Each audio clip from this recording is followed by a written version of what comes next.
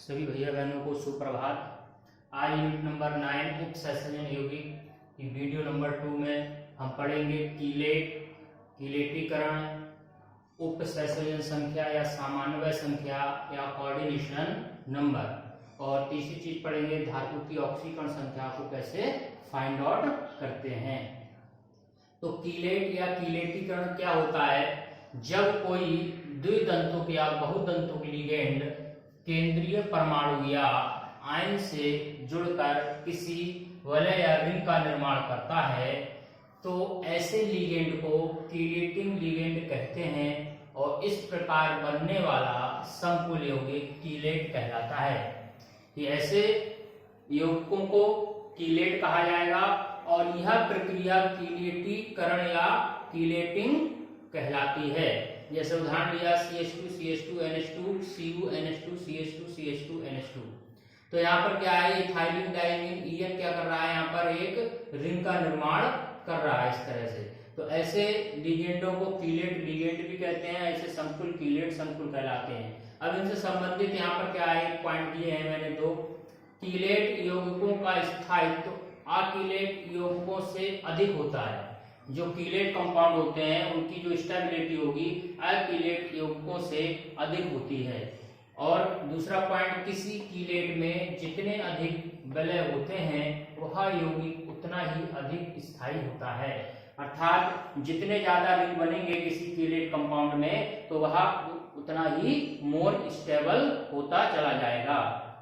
तो ये था कीलेट और कीलेटीकरण। अब दूसरा टॉपिक है उप सहसंयोजक संख्या या सामान्वय संख्या कह सकते हैं, इंग्लिश में इसको कोऑर्डिनेशन नंबर बोलते हैं। क्या होती है, किसी उप सहसंयोजक यौगिक में केंद्रीय परमाणु या आयन लिगेंड्स के साथ जितने उप सहसंयोजक बंध बनाता है उस संख्या को उप सहसंयोजन संख्या कहते हैं। कि कोई भी समकुल कंपाउंड है उसमें सेंटर मेटल आयन लिगेंड के साथ जितने कोऑर्डिनेट बॉन्ड बनाएगा तो उन बॉन्डों की संख्या क्या कहलाएगी, उप सहसंयोजन संख्या कहलाती है। जैसे एक उदाहरण लिया गया K4FeCN का होल 6 में Fe की कोऑर्डिनेशन नंबर कितनी है, 6, क्योंकि यहाँ पर FeCN लिगेंड के साथ कितने हैं CN लिगेंड, 6, और वो भी कैसे हैं, मोनोडेंटेड। तो यहाँ पर मैंने इसकी संरचना भी बनाई है 1 2 3 4 5 6।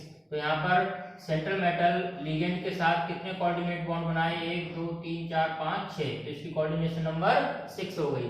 दूसरा तरीका कैसे है, अगर नहीं समझ पाए, कोऑर्डिनेशन नंबर इक्वल टू क्या है, लिगेंड्स की संख्या, जो लिगेंड हैं जितने भी हो यहाँ पर 5 4 3 जो भी संख्या है, और उसको गुणा किससे कर देंगे, उसकी दंतुकता से। दंतुकता का मतलब होता है दाता परमाणुओं की संख्या से। जैसे CN लिगेंड कैसा था, एक दंतुल लिगेंड के अंदर आता है, अर्थात इसमें एक दाता परमाणु होता है और इसकी संख्या कितनी है, 6।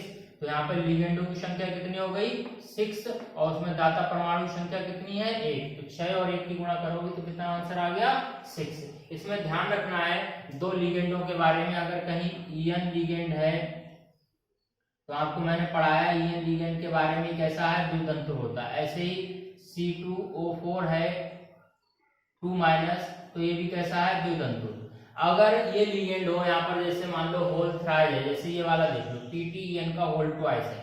अब कोई यहाँ पर कोऑर्डिनेशन नंबर पूछता है तो लिगेंड कितने हैं, 2, गुणा कितने से करेंगे, अभी द्विदंतुक अर्थात इसमें 2 दाता परमाणु हो गए, तो दंतुकता कितनी हो गई, 2। तो 2 × 2 = कितनी आएगी, इसकी कोऑर्डिनेशन नंबर 4। अगर यहाँ पर होता C2O4 का होल ट्वाइस तब भी आप क्या करते, लिगेंडों की संख्या को उसके दाता परमाणु संख्या से गुणा कर देते, आपकी कोऑर्डिनेशन नंबर फाइंड आउट हो जाएगी। और इसी क्रम में एक है EDTA पढ़ाया मैंने, EDTA अपने आप में छठदंतुल लिगेंड है। अगर ये कहीं यहाँ पर EDTA लिख दिया जाए तो क्या हो जाएगी, कोऑर्डिनेशन नंबर अपने आप में लिगेंड की संख्या 1 और उसमें दाता परमाणु कितने हैं, 6, तो 1 × 6 = कितना आ जाएगा, 6। तो कोऑर्डिनेशन नंबर एक नंबर में पूछ लेते हैं एग्जाम में, इसलिए इन लिगेंडों के बारे में भी आपको ध्यान रखना है। कोऑर्डिनेशन नंबर कैसे निकालेंगे, लिगेंड की संख्या को उस लिगेंड में जितने दाता परमाणु हो उनसे गुणा कर देंगे। एक दाता परमाणु हो उस लिगेंड में, एक दंतुर है तो जितने लिगेंड की संख्या होगी उतनी ही उसकी कोऑर्डिनेशन नंबर आएगी। अगर द्विदंतुक है तो क्या होगा, डबल हो जाएगी, 2 से मल्टीप्लाई हो जाएगी संख्या। नेक्स्ट, धातु की ऑक्सीकरण संख्या या ऑक्सीडेशन नंबर या ऑक्सीडेशन स्टेट ऑफ मेटल कैसे निकालते हैं, बहुत इंपॉर्टेंट पार्ट है। जब हम आईयूपीएसी नाम पर पढ़ेंगे तो वहां बहुत महत्वपूर्ण रोल होगा। जैसे यहाँ पर दो एग्जाम्पल लिए हैं मैंने, K4FeCN का होल 6 कैसे निकालेंगे, मेथड वही है जो कक्षा 11 में हमने एकादश में सीखा था। क्या है, पोटेशियम की जितने भी पहले ग्रुप के आपके एलिमेंट हैं, hydrogen, lithium, sodium, potassium, rubidium, caesium, सबकी ऑक्सीडेशन नंबर +1 होती है। यहाँ पे पोटेशियम की कितनी हो गई, +1, और संख्या कितनी है, 4 से गुणा करो, कितना हो गया, 4। Fe जिसका निकालना है उसको हमने क्या मान रखा है, x। केंद्रीय धातु की निकालनी है तो धातु कौन है, Fe को क्या मान लिया, x।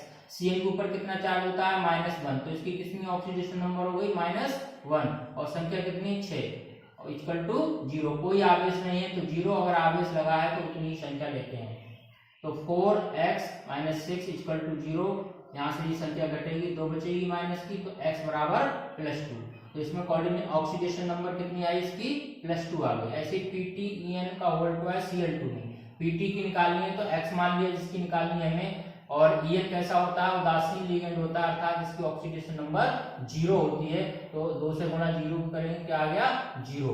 और Cl के ऊपर -1 होता है, जितने भी हेलोजन है, फ्लोरीन, क्लोरीन, ब्रोमीन, आयोडीन, सबकी ऑक्सीडेशन नंबर -1 लगाएंगे, तो ये -1 × 2 -2 हो गया। तो x इक्वल टू यहाँ पे कितना आया, +2। तो ये थी ऑक्सीकरण संख्या कैसे निकालते हैं, जैसे हमने प्रीवियस क्लासेस में पढ़ा था वैसे ही इसको यही निकालेंगे यहाँ पर। अब कुछ थोड़े से नोट ध्यान रखना है, यहाँ पर पूछ लिया जाता है समरूप समतुल क्या होते हैं। तो समरूप का मतलब एक जैसे, अर्थात वे संकुल यौगिक जिनमें लिगेंड कैसे होते हैं, सभी लिगेंड एक समान होते हैं। जैसे 2 उदाहरण लिखे हैं मैंने, FeCN का होल 6 4-, तो यहाँ पे 6 लिगेंड है, 6 लिगेंड कैसे हैं, सब एक समान है। CONH3 का होल 6 लिगेंड है, 6 लिगेंड कैसे हैं, एक जैसे। तो वे संकुल जिनमें लिगेंड सभी एक जैसे होते हैं उनको समरूप संकुल कहते हैं। ऐसे असमरूप संकुल किसे कहेंगे, जिनमें भिन्न भिन्न लिगेंड होते हैं, अलग अलग प्रकार के लिगेंड होते हैं, उनको हम असमरूप संकुल कहते हैं। जैसे PTNH3Cl Br I, तो यहाँ पर देखो I Br Cl NH3 ये सब क्या है, लिगेंड है, और सब कैसे हैं, अलग अलग प्रकार के हैं। तो कैसा हो गया, असमरूप संकुल हो गया। ऐसे ही दूसरा उदाहरण लिया, CrCl H2O का होल 5, तो 2 प्रकार के लिगेंड है, H2O है और एक Cl है, तो अलग अलग प्रकार के लिगेंड है संकुल में, तो कैसा हो गया, असमरूप हो गया। ऐसे होता है एक केंद्रक संकुल और बहुकेंद्रक संकुल। तो एक केंद्रक संकुल क्या होते हैं, ऐसे संकुल जिनमें जो आपकी धातु होगी एक से, कैसे यहाँ पे 2 उदाहरण दिए हैं, K4FeCN का होल 6, एक सिंगल धातु है, केवल क्या है इसमें, केवल एक है। यहाँ भी धातु कितनी है, एक है।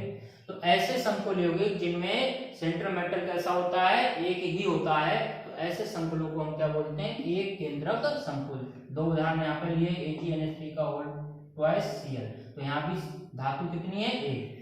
अब एक बहुकेंद्रक संकुल का मतलब ऐसे संकुल यौगिक जिनमें केंद्रीय धातु परमाणु 2 होते हैं, जैसे PtCl2NH3 का होल 4 PtCl4, तो केंद्रीय धातु देखो यहाँ पे कितने हो गए, 1 और 1 2। ऐसे दूसरा उदाहरण CrNH3 का होल 5 Cl ZnCl2, तो यहाँ पे सेंट्रल मेटल कितने हो गए, 1 2। तो इनमें दो धातु होते हैं, अर्थात सेंटर एटम होते हैं, वो बहुकेंद्रक, जिनमें एक होता है वो एक केंद्रक। तो आज का ये टॉपिक था आपका, सभी भैया बहनों को अच्छे से समझ में आया होगा। इसका स्क्रीनशॉट लेकर अपने नोट्स को तैयार करें।